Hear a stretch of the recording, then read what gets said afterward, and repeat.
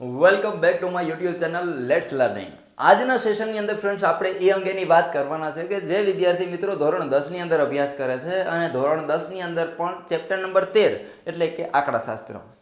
હવે આંકડાશાસ્ત્રની અંદર આજનું સેશન કંઈક યુનિક રહેવાનું છે. શા માટે ભાઈ યુનિક?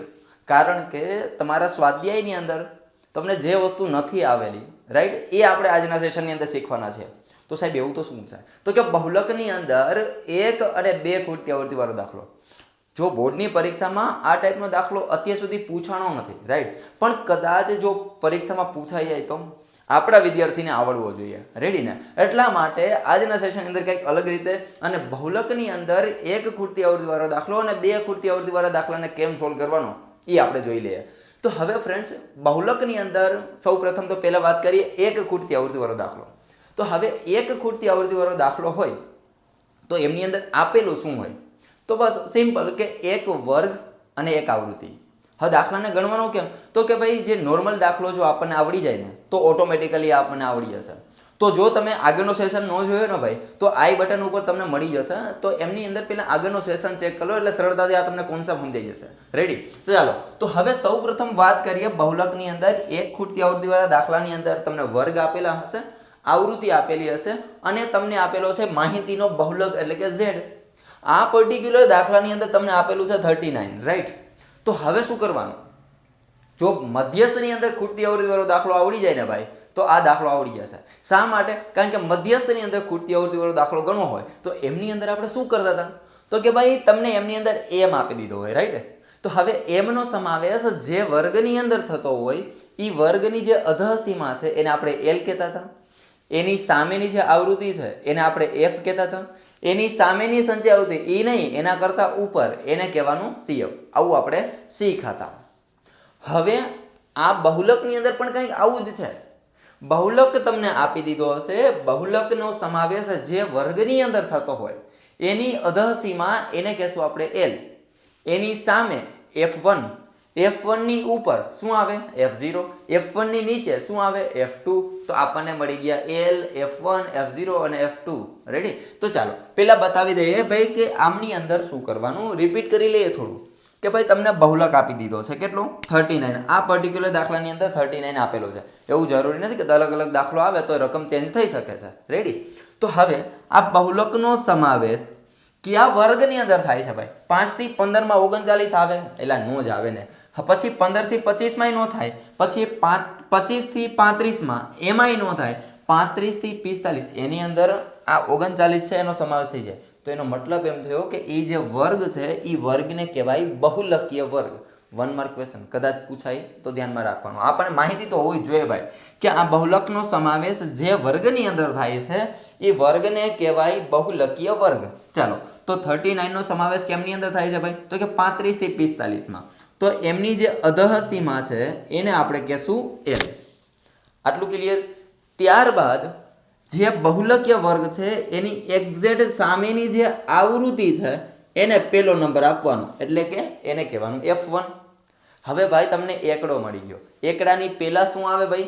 0. તો પરફેક્ટ એક્ઝેક્ટ આ જે F1 છે એની ઉપરની જે આવૃત્તિ છે એને કહી દેવાનું F0. કારણ કે એકડા પહેલા શું આવે? 0. પછી એકડા પછી શું આવે ભાઈ? બગડો. તો એનો મતલબ એમ કે એના પછીની જે તરતની આવૃત્તિ છે એને કહી દઈશું આપણે F2. રેડી? હવે આપણી પાસે L મળી ગયા, F1 મળી ગયા, F0 મળી ગયા, F2 મળી ગયા, H. તો હવે H એટલે નીચેનામાંથી ઉપરનું બાદ. તો હવે આપણી પાસે H બરાબર તો કે 15 માંથી 5 બાદ કરો ને ભાઈ. 15 માંથી 5 બાદ કરો એટલે આપણને મળશે 10. ચાલો વર્ગ લંબાઈ આપણી 10 મળી ગઈ. બધું આવી ગયું. આપણી પાસે સૂત્ર શું હતું ભાઈ બહુલકને સોલ્વ કરવા માટેનું? તો કે z બરાબર L plus F1 minus F0 upon 2F1 minus F0 minus F2 into S. આ સૂત્ર હતું. તો ચાલો ભાઈ સૂત્ર મૂકી દઈએ પહેલા. z બરાબર L plus F1 minus F0 ના છેદમાં 2F1 minus F0 minus F2 into H. આ આપણું ફોર્મ્યુલા. કંઈ નથી કરવાનું. હવે આમની અંદર કિંમત મૂકવાની છે. ચાલો આપણી પાસે z કેટલો આપી દીધો ભાઈ? 39. ચાલો મૂકી દો. 39 બરાબર L ની કિંમત આપણને મળે છે 35. આ પ્લસ એમનો F1 ની કિંમત કેટલી ભાઈ? તો કે 7 છે.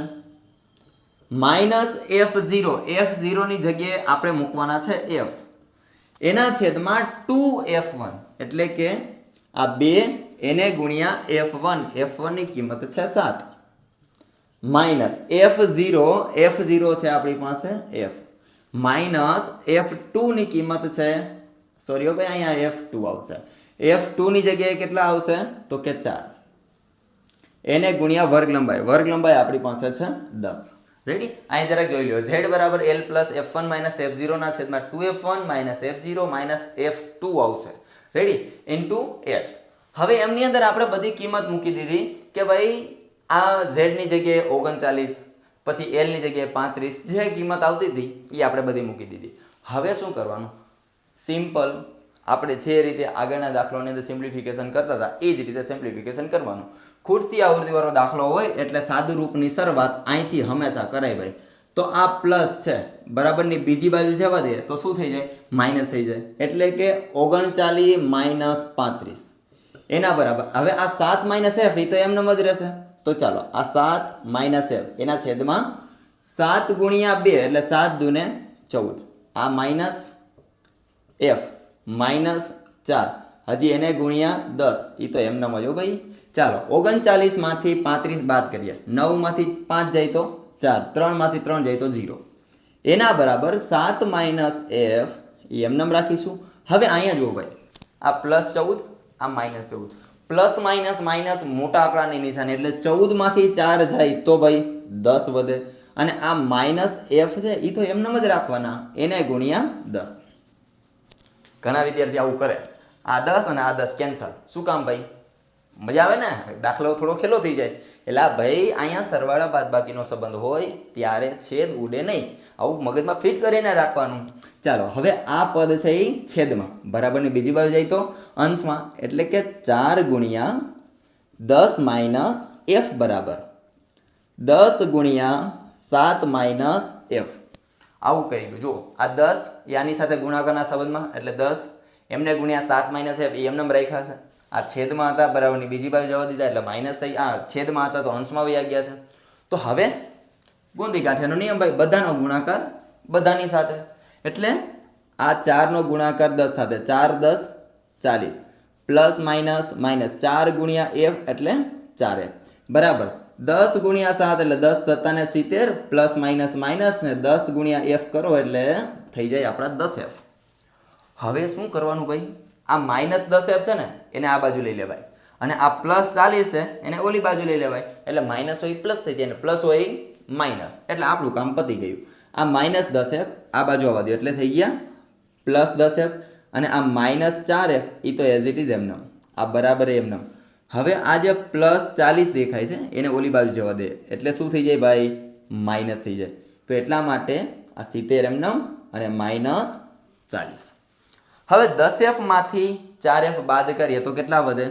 તો કે 6F બરાબર 70 માંથી 40 બાદ કરો એટલે કે 0 માંથી 0 જાય તો 0, 7 માંથી 4 જાય તો 3. હવે આપણે F ને કરતા બનાવવાનો છે તો આ 6 ગુણાકારમાં બરાબરની બીજી બાજુ જાય તો ભાગાકારમાં જોઈને ભાઈ, એટલે કે F બરાબર 30 ના છેદમાં 6. તો છેદ ઉડે ભાઈ 6 પંચાને 30 એટલે આપણો જવાબ આવી ગયો 5. તો ફ્રેન્ડ્સ આ રીતે વાત કરીએ આપણે બહુલકની અંદર એક ખૂટતી આવૃત્તિવાળો દાખલો હોય તો એને આ રીતે સોલ્વ કરવાનો. હવે આપણે જોઈ લઈએ બહુલકની અંદર જ બે ખૂટતી આવૃત્તિવાળો દાખલો હોય તો એમને કઈ રીતે સોલ્વ કરવાનો. તો હવે બહુલકમાં બે ખૂટતી આવૃત્તિવાળા દાખલાની અંદર તમને શું આપ્યું હશે? તો પહેલા તો એક વર્ગ આપેલો હશે, આવૃત્તિ આપેલી હશે અને એમની સાથે કુલ અવલોકનો આપેલા હશે ભાઈ. કુલ અવલોકનો શા માટે ભાઈ? કારણ કે એમની અંદર બે ખૂટતી આવૃત્તિ છે. તો બે ખૂટતી આવૃત્તિવાળા દાખલાને જો હોય તો હવે એમની અંદર પહેલા તો તમારે આ જે અવલોકનો દેખાય છે એનો પહેલા સરવાળો કરી લેવો, એટલે એના ઉપરથી એક ઇક્વેશન બની જશે. અને હવે આ જે ઇક્વેશન બને એ ઇક્વેશન આપણા માટે અગત્યનું રહેશે. કઈ રીતે? પહેલા તો એ જોઈ લે. તો હવે જો હમણાં આપણે વાત કરી કે ભાઈ બહુલકમાં એક ખૂટતી આવૃત્તિવાળો દાખલો હોય તો એમની અંદર આપણે શું કર્યું? તો કે તમને જે માહિતીનો બહુલક આપી દીધો છે એ બહુલકનો સમાવેશ જે વર્ગની અંદર થાય છે એ વર્ગ આપણા માટે બનશે બહુલકીય વર્ગ. એટલે કે હવે આ જે 45 આપેલા છે 45 નો સમાવેશ કયા વર્ગની અંદર થાય છે? ચાલો તો તો કે 10 થી 20 નથી થતો, 20 થી 30 નથી થતો, 30 થી 40 નથી થતો, 40 થી 50 ની અંદર 45 આવી જાય છે. ધેટ મીન્સ આ જે વર્ગ છે એ વર્ગ આપણો બહુલકીય વર્ગ છે. એટલે કે આ જે 40 ની અંદર જે આપણા બનશે એ બનશે વર્ગની અધસીમા એટલે કે એલ, રાઈટ. હવે એમની સામે જે દેખાય છે આવૃત્તિ એને આપણે પહેલો નંબર આપવાનો છે એટલે કે F1. F1 ની ઉપર શું મળે છે ભાઈ? F0. F1 ની નીચે તો કે F2.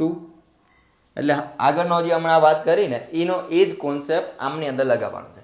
જેમની અંદર સમાવેશ થાય છે એની અધસીમા એ L, એની સામે F1, એની ઉપર F0 અને એની નીચે F2. રેડી? તો આ રીતે આપણને L મળી ગયા, F1 મળી ગયા, F0 મળી ગયા, F2 મળી ગયા, H એટલે કે નીચેનામાંથી ઉપરનું બાદ. ચાલો, H બરાબર 20 - 10. 20 - 10 એટલે કે 10. ચાલો ભાઈ, વર્ગ લંબાઈ આપણી પાસે તૈયાર. હો, ચાલો હવે ફોર્મ્યુલા Z બરાબર L plus F1 - F0 - F2 into H. Z બરાબર L પ્લસ F1 - F0 ના છેદમાં 2F1 - F0 - F2 into H. હાલો, ફોર્મ્યુલા તૈયાર. હવે બસ ખાલી એટલું કરવાનું, જે તમને કિંમતો મળી ને ભાઈ એ કિંમતો તમે આની અંદર મૂકી દો અને સાદુરૂપ આપવાનું છે. જે સાદુરૂપ હમણાં આપણે આગળ આપ્યું એ જ પ્રમાણે સાદુરૂપ આપવાનું.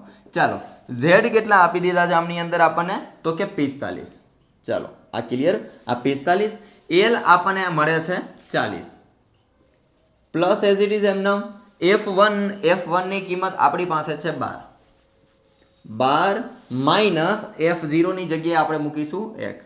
એના છેદમાં 2 ઇન્ટુ F1 આ 2, એને ગુણ્યા F1 એટલે કે ભાઈ 12 માઇનસ F0 ની જગ્યાએ x માઇનસ F2 ની જગ્યાએ મૂકીશું આપણે 10, એને ગુણ્યા વર્ગ લંબાઈ આપણને મળી ગઈ છે 10.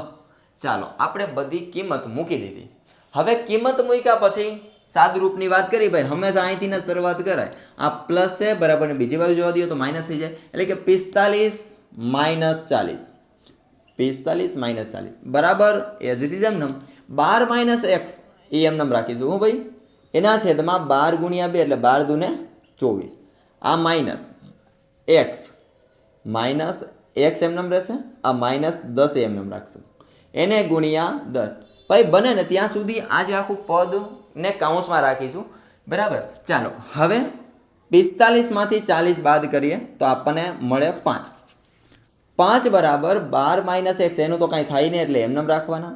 એના છેદમાં હવે આ 24 માઇનસ 10 કરીએ એટલે કેટલા મળે ભાઈ? પ્લસ માઇનસ માઇનસ, મોટા આંકડાની નિશાની. એટલે કે 24 માઇનસ 10 કરીએ એટલે આપણને મળશે 14. અને આ માઇનસ આ એક્સ એ તો એમનેમ છે જ, એને ગુણ્યા 10. હમણાં આગળના દાખલામાં કર્યું ને એનું એ જ સ્ટેપ પાછું આવ્યું. એટલે કે સિમ્પ્લિફિકેશનમાં તમે એકવાર પ્રેક્ટિસ કરી લો એટલે આગળ પાછું રિપીટેશન જ થવાનું છે, બીજું કંઈ નવીન આવવાનું નથી. રેડી? તો હવે ફ્રેન્ડ્સ આ છેદમાં પદ છે બરાબર, ની બીજી બાજુ જાય તો અંશમાં વહી જાય. એટલે કે આ 5 એને ગુણ્યા 14 માઇનસ એક્સ એના બરાબર આ 10 એને ગુણ્યા 12 માઇનસ એક્સ. હમણાં વાત કરી ગોંદી ગાંઠીનો નિયમ, બધાનો ગુણાકાર બધાની સાથે. એટલે કે આનો ગુણાકાર આપણે આની સાથે 14 ગુણ્યા 5 એટલે 14 પંચાને 70 પ્લસ માઇનસ માઇનસ 5 ગુણ્યા x એટલે 5x એના બરાબર 12 ગુણ્યા 10 એટલે 12 10 120 પ્લસ માઇનસ માઇનસ 10 ગુણ્યા x એટલે 10x. આવી રીતે થઈ જાય. હવે શું કરવાનું ભાઈ? આ માઇનસ 10x એને આ બાજુ લેવાય અને આ પ્લસ 70 એને ઓલી બાજુ લઈ લેવાય. એટલે થશે આવું કંઈક. આ પ્લસ 10x માઇનસ હતા બરાબર, બીજી બાજુ આવ્યા એટલે પ્લસ થઈ ગયા. પ્લસ 10x આ માઇનસ 5x એમનેમ એના બરાબર 120. આ પ્લસ છે બરાબરની બીજી બાજુ જાય તો માઇનસ થઈ જાય.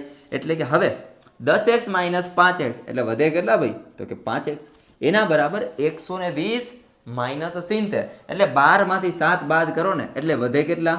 5. અને આ 0 છે એ એમનેમ. હવે આ 5 ગુણાકારમાં ઓલીકો જાય તો ભાગાકારમાં. એટલે કે x બરાબર 50/5 એટલે x બરાબર આપણને મળી ગયા 10. હાલો, 2 ખૂટતી આવૃત્તિમાંથી 1 ખૂટતી આવૃત્તિ આપણા માટે તૈયાર.